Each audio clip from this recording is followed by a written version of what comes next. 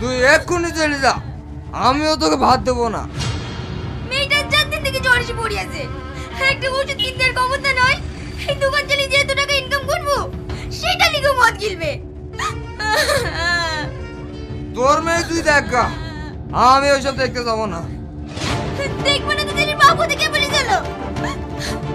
ওটাই তো ভুল করেছি, যেদিন তোকে বিয়ে করছি সেদিন থেকে একটু সুখ পাইনি।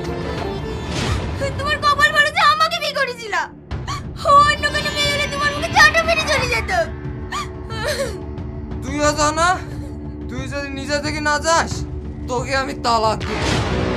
1 তালাক, 2 তালাক। ভাবিকে যদি আর একটা কথা বলো তোমার গলা টিপে শেষ করে দেব। ছাড়, লাজ্জা তো ছাড়।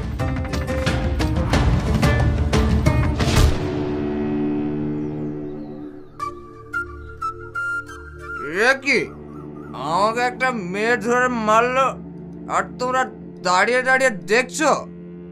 হ্যাঁ ওরা দেখছে, যখন তুমি ভাবিকে মেরেছো তখন ওরা দেখেছে, এখন আমি তোমাকে মারছি তোমাকেও দেখছে।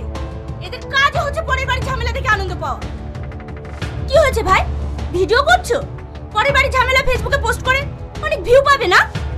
ছি, ধিক্কার জানাই তোমাদের। এই ভিডিওটা না করে যদি ঝামেলাটা মেটাতে তাও একটা সমাজসেবামূলক কাজ করতে। যাও, তোমাদের রদ দেখা হয়েছে, এবার নিজের বাড়ি যাও। যাও।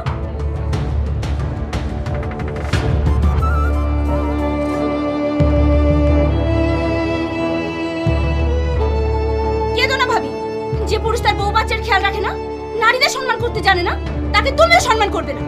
সামনে যা পাবে তাই দিয়ে মারবে। এরপর